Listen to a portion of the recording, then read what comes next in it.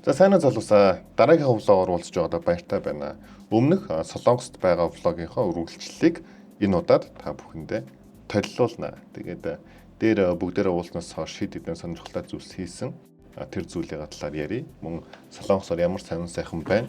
Мөн дээрэс нь би одоо Монголд ирсэн байгаа. Тэгэхээр яг Монголд ирсэн сэтгэлдлээс эхлээд те бүхэн одоо өөр төрсэн сэтгэлдлүүдэд та бүхэндээ хуалцъя гэж шийдсэн байгаа гэдгийг та бүхэн маань бас мэдж байгаа байхаа. Тэгээд энэ зун бүгдээрээ нэлээд хөвгөлтэй байх яагаад гэвэл аяллууд их байгаа.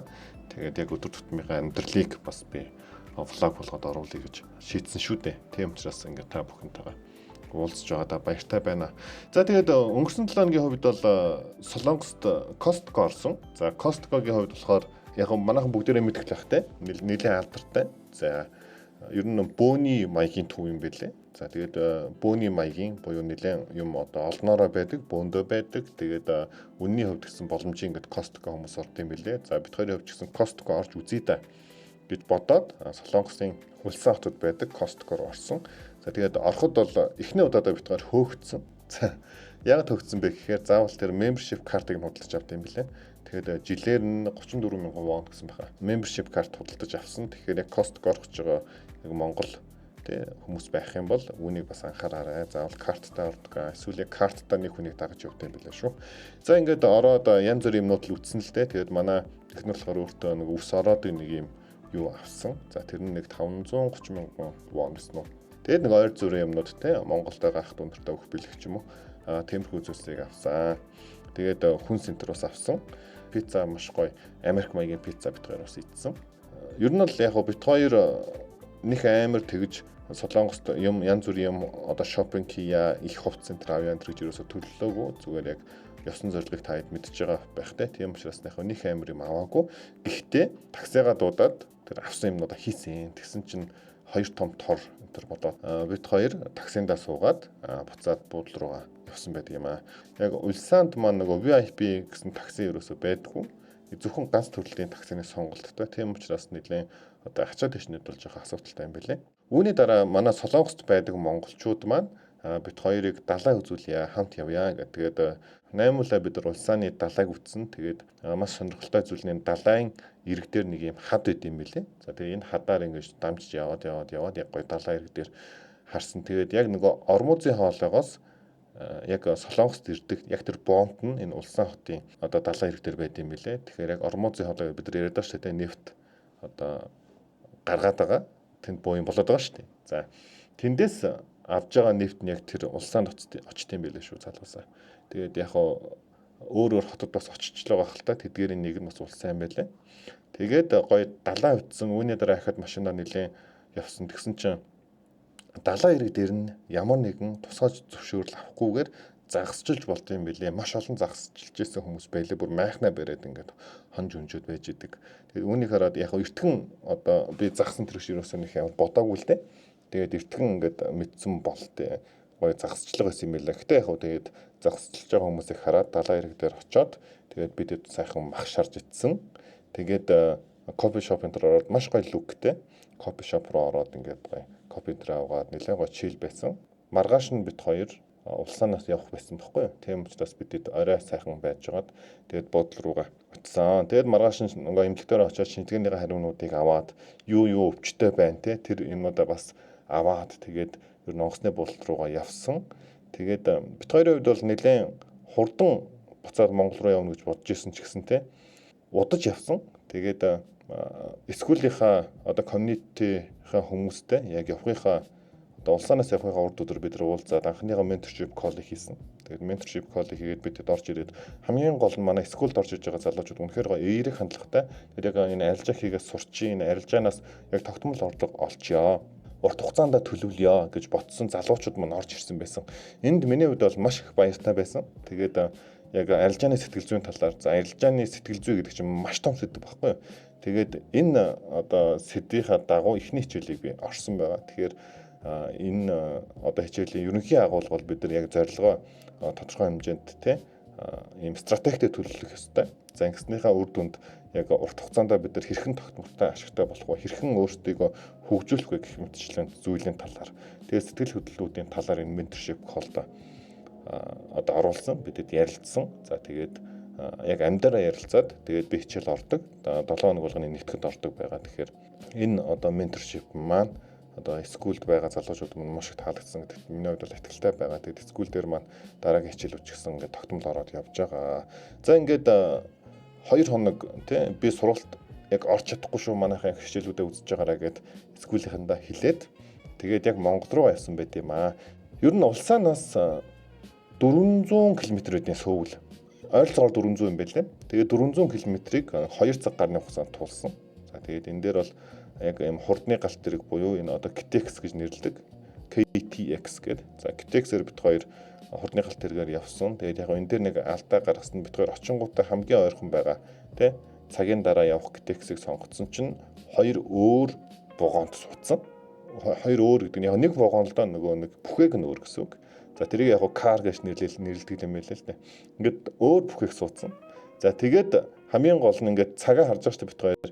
Одоо хурдны галт тэргэнд явах нэг GPS-ийн ажилддаг байхгүй юу? Ингээд амар хурдтай явж байгаа болохоор тэр хүмүүсээс сүлжээг нь хаачд юм уу?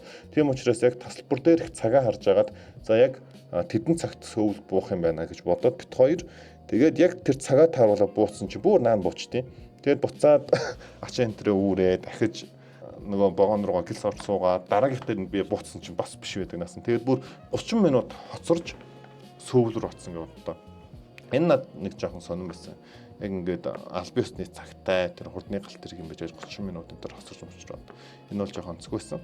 Тэгээд бит хоёр яг сөвл стэйшний ойролцоо нэг буудалд орсон. За тэгээд ер нь бол ингээд анзаараад байхаар манайхан букингээр одоо буудалд захиалгахдаа бас жоохон нэлээд өндөр чанартай захиалах гол хэцүү юм байлээ. Тэгээд бит хоёр бас сөвл буудлаа букингээр захиалсан.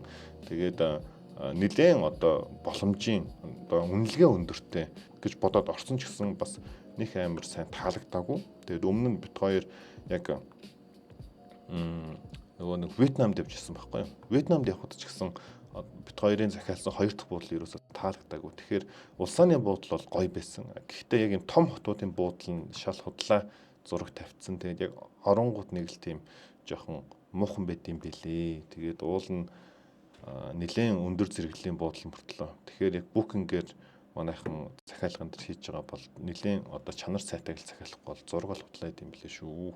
За тэгээд яг сөвлд авсан бит хоёрын буудал бол нэг амар таалагдаагүй ч гэсэн хамгийн гол нь нөгөө сөвл стейшнтэй ойрхон байсан учраас тэр сөвл стейшнтэй ойрхон хамгийн дажгүй буудлыг авсан бол. За тэгээд маргааш нь шууд бит хоёр таксигаар одоо Инчоны нисэх онгоцны буудлал руу явсан. Тэгээд таксигаар явсан шалтгаан нь бит хоёр 3 чимдаамтай. Тэгээд манай хүн хагалгаанд орсон учраас ямар нэгэн хүнд юм өргөж болохгүй. Тийм учраас юм метро бит хоёр угаасаа сөвлд өмнө ч гэсэн бараг метрон суугаагүй анх очихдоо сууж үзээд тэгээд дандаа таксицсан. Яагаад гэвэл такси чинь өөрөө яг ирээд авчдаг. Тэгээд яг хүссэн газар очдог учраас хэдийгээр зардал өндөр боловч бид маш амар байдаг. Тийм учраас ер нь таксицсан чинь хамгийн гол нь ерөөсө төвчрээгүй бараг хурдны замаар давхиал цагийн дотор одоо Инчоныхоо нисэх онгоцны буудлын дээр очиж тийм байлээ. Тэгээд бит хоёр очиод нэлээд хүлээж агаад яг онгоцондоо суусан. Тэгээд яг энэ мэдрэмжийг би та бүхэнд одоо хүргэе гэж бодож байсан. Өмнө нөгөө таньдаг хүнээсээ сонсоход за ингээд Инчоны одоо онгоцны буудлын дээр ингээд 2 цаг энэ төр очилтын шүү. Ингээд бэлтгэлтэй байгаараа энэ төр яриадсан байхгүй юу? За тэгэнгүүт одоо энэ бичлэгийг та тараарай заяа. За энд манай одоо экономи байна. За бит хоёрын явж байгаа нь яг бизнес класс байхгүй юу? Бизнес классаар ниссэн. За ингээд ерөөсөө очор байхгүй бит хоёр очоо шууд одоо бүртгүүлсэн.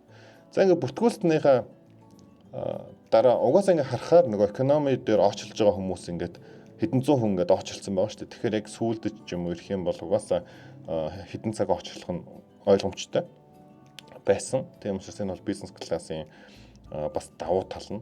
Тэгээд онгоцондоо орсны дараа ч гэсэн шууд оронгууд ингээд одоо жоохон лакшри маягийн одоо сэтгэл төрүүлэхийн тулд те уух юм одоо оргилуун дарсан эсвэл жуус авах уу гээл те. Тэгэл яг энэ нөгөө мэдрэмжүүд бол маш гоё л доо. Тэгээд хамгийн гол нь бит хоёр тухтай байхыг маш их хүсдэг. Тийм учраас яг үүнээс хойш ер нь ихэвчлэн ингээд нөгөө бизнес классаар ер нь бол нисдэг болсон. За өмнө Бали явахдаа ч гэсэн бид нөө бизнес классаар явсан. Гэхдээ бизнес класс дээр бит хоёрын хувьд бол нөгөө жоохон хөвгттэй явж байгаа учраас манай хөвгтийг Няра гэдэг нэг өвөр дээр авцсан. Тэгэнгүүт манай хүүхд чи өөрөө жоохон уучраас яг бизнес класс дээр жоохон хүүхдээ явсан ч гэсэн яг тийм нэг тав тухыг одоо мэдрэхэд амар хэцүү байдаг байхгүй. Энэ удаад хүүхдгүй явсан учраас нэлээд нөгөө жинхэнэ тэр тав тухыг мэдэрч чадсан. Бид хоёрын хувьд бол сайхан унтаад тэг хөвтөөд миний хувьд болохоор тунгалаг тамирыг авчихсан. Ягаад гэвэл тунгалаг тамирыг би багадаа үзчихсэн ер нь мартцсан байсан. Тэгээд тунгалаг тамир эхний ангийн үзэл тэгэл таалагдал үтсээр байгаа л ирсэн. Гэтэ нөгөө хоёр дахь ангийнхаа хагасаас л ер нь бол Монголд ирсэн л амар хурдан ирсэн. За тэгээд мэдээж хэрэг Монгол руугаа хүүхдүүд руугаа ярьж байгаа учраас манай зулаагийн хувьд бол нэлээд догтлолтой байсан. Ингээ хүүхдүүдээ сандсан тий хүүхдүүд маань бид хоёрыг хүлээж байгаа гэж маш тогтолтой. Тэгээд онгоцны буудлын дээр бус За энэ дээр бас нэг давуу тал гарч ирж байгаа. Яагаад гэвэл онгоцноос буухад эхлээд бизнес классын хүмүүсийг ингэж гаргадаг байхгүй юу. Тэгэхээр хэрэг та хэд маань өмнө экономиогоор явж исэн бол ингэдэг хүлээждэг байхгүй юу. Бизнесийн гарч дуустал одоо экономид байгаа хүмүүс маань хүлээх хэрэгтэй. За тэгээд ингээд очрлоод ингээд гарч яхад онгоцны ар хэсэгт хэрэг та байдаг бол ингээд маш удаан ингээд очрлсны эцэст гарна заяа. За гарангууд цаашаага нэг шалганы хэсэг байгаа шүү дээ. Иммиграшн байгаа. Тэн дээр болохоор яг ингээд бас ингээд амар их очрлно. Тэгэнгүүт зулаа бит хоёр хамгийн түрүүнд гарсан. Тэгээд хамгийн түрүүнд гараад хамгийн түрүүнд тэр тэшний хэсэг рүүгээ ингээд гараад очиж байгаа байхгүй юу. Бизнес классын тэш нь бас хамгийн түрүүнд гарч ирдэг. Тэгээд хамгийн түрүүнд тэш авсан. За тэгээд хамгийн түрүүнд гарцсан байсан. Тэгээд харангууд нөгөө нэг бусад хүмүүсийг ингээд тэг хүлээж байгаа хүмүүс бит хоёрын гараад копигаа аваад тэг уугаал 0 энтер орчоод копигаа аваад манай ах ээж хоёр тоссон. Тэгээд бидэд копигаа аваад ингээд ярилцаад байж хат хүмүүс маань ингээд нэг нэгээрээ гарч ирээл нөгөө нэг угтаж авч байгаа хүмүүс амар олон хүмүүс ингээд пайза барьцсан ингээд зогсоол тэг. Тэгэхээр энэ дээр би яг юу гэж хэлэх гээд байна вэ гэхээр трейдер хүний лайфстайлыг харуулна гэдэг байгаа шүү дээ. Тэгэхээр яг бизнес классын давуу талууд нь юу нь дандаа бид нарт цагаа хэмнэдэг. Мөн дээрээс нь ядралгүйгээр ирдэг тий. Одоо ингээл дэлгээл хөлөөдлгээл унтчихдаг. Ялангуяа солонгос гэх юм уу ойрын нислэгт бол яг уу төдийл мэддэхгүй байж болох ч гэсэн урт цагийн тий 7 цагийн нислэг 6 цагийн нислэг энэ төр яагаргүй ядардаг шүү дээ тийм нэг. Тийм учраас энэ 5 дахь бол маш чухал. Тэгээд ямар ч ядралгүй гэртээ ирээд орой хүүхдүүдтэйгээ тоглоод тий авчирсан бэлэг энтрээ өгөөд тэгээд зүгээр ямар ч ядралгүй байгаа байхгүй юу. Энэний нэг давуу тал нь мэдээж хэрэг бизнес класс.